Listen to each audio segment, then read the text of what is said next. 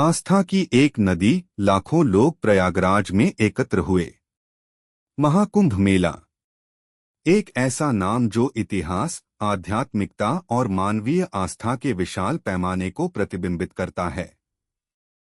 हर 12 साल में एक बार आयोजित होने वाला कुंभ मेला 2020 में पवित्र शहर प्रयागराज में शुरू हुआ।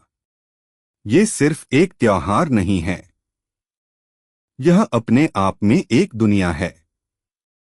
भारत और दुनिया के कोने कोने से लाखों करोड़ों तीर्थयात्री गंगा, यमुना और पौराणिक सरस्वती के संगम पर एकत्र हुए हैं। हवा, धूप, मंत्रों के जाप और पवित्र स्नान की प्रत्याशा से भरी हुई है।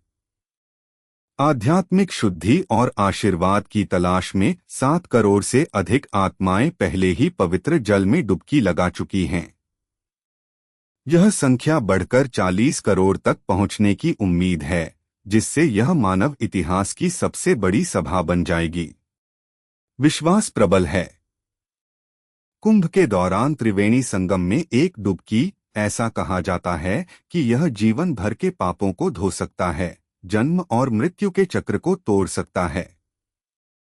आस्था के इस एकल कार्य में एकजुट मानवता की विशाल मात्रा विश्वास की स्थायी शक्ति का प्रमाण है। यह कमजोर दिल वालों की यात्रा नहीं है। भीड़ अपार है, स्थितियां सामान्य हैं, फिर भी तीर्थयात्रियों का उत्साह अटूट है। उनके लिए अर्जित आध्यात्मिक योग्यता की तुलना में कठिनाइयां महत्वहीन हैं। कुंभ मेला एक सशक्त अनुस्मारक है कि भौतिकवाद से बढ़ती दुनिया में मूर्त से परे कुछ पाने की लालसा मानव मानस में गहराई से समाई हुई है। महाकुंभ मेला केवल श्रद्धालुओं का जमावड़ा नहीं है, यह भारतीय समाज का एक सूक्ष्म जगत भी है। राजनेता जो अपनी धर्मपरायणता प्रदर्शित करने और जनता से जुड़ने के लिए उत्सुक हैं, प्रमुख रूप से उपस्थित होते हैं। भाजपा सांसद रवि किशन इस कुंभ के महत्व के बारे में मुखर रहे हैं। उन्होंने घोषणा की है कि 144 वर्षों के बाद संगम में स्नान करने का अवसर चूकना जीवन बर्बाद करने के समान है। उम्मीद है कि गांधी भाई बहन राहुल और प्रियंका भी इस भव्य आयोजन के राजनीतिक आयाम को जोड़ते हुए उन्हें अपना सम्मान देंगे। लेकिन कुंभ के असली सितारे साधु, पवित्र पुरुष और महिलाएं हैं, जो त्याग और आध्यात्मिक खोज की भावना का प्रतीक हैं। राख से सने शरीर और जटाओं वाले नागा साधुओं से लेकर एकांत शिविरों में ध्यान कर रहे भगवाधारी सन्यासियों तक, वे हिंदू आध्यात्मिक प्रथाओं की विविध टेपेस्ट्री का प्रतिनिधित्व करते हैं।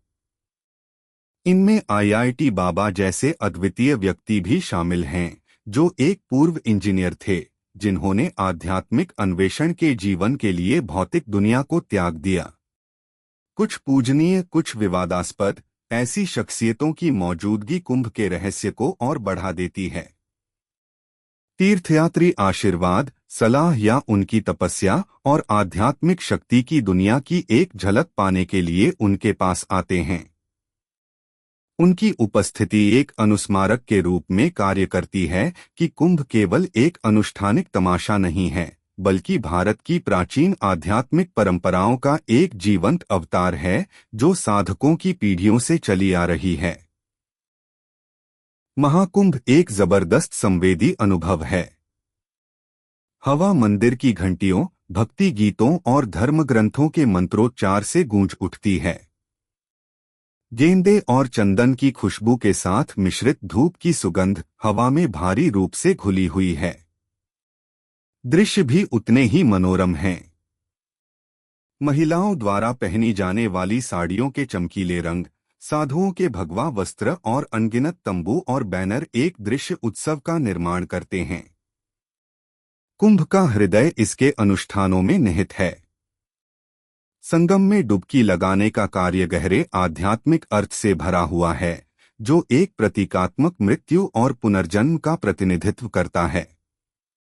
नदी के घाटों पर की जाने वाली शाम की गंगा आरती एक ऐसा दृश्य है जिसे भूलना नहीं चाहिए। जैसे ही सूरज डूबता है, आकाश रंगों से चमक उठता है और हवा शंख और भक्ति गीतों की ध्वनि से भर जाती है, जिससे विस्मय और श्रद्धा का माहौल बनता है। लेकिन कुंभ सिर्फ अनुष्ठानों से कहीं अधिक है। यह उत्सव मनाने, सांस्कृतिक आदान प्रदान और नए संबंध बनाने का भी समय है। सितारों के नीचे कहानी सुनाने के सत्र, तात्कालिक संगीत प्रदर्शन और आध्यात्मिक नेताओं के प्रवचन तीर्थयात्रियों को अपने विश्वास और एक दूसरे के साथ जुड़ने के पर्याप्त अवसर प्रदान करते हैं।